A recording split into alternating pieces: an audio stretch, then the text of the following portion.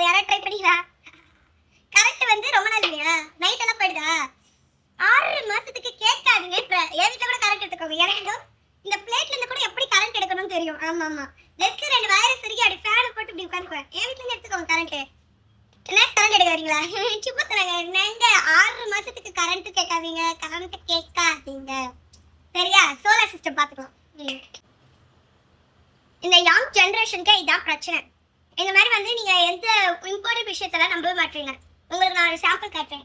இந்த சாஸ்ட்ரோ ஆப்னு இது பாரு.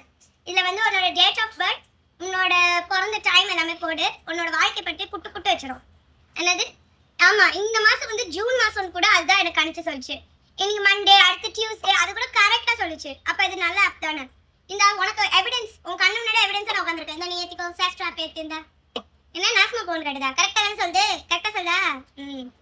ஸோ நீங்களும் வந்து சாஸ்ட்ரோ ஆப் ஏத்துங்க. ஓகே. ஸோ எல்மசானி ஃபேஷியலுக்கு நான் கொடுக்குற ரேட்டிங் 5 கொடுக்கலாங்க. நான் ஒரு டெர்மட்டாலஜிஸ்ட். எப்படி டாக்டர் வாங்கினாங்க யூடியூப் அகாடமி வந்து டெர்மட்டாலஜி பண்ணியிருக்கேன். ஸோ எல்மசானி ஃபேஷியலுக்கு 5 கொடுப்பேன். பட் அதுவே மாட்டு சாரி ஃபேஷியல் இருந்தால் 6 கொடுக்கலாம்.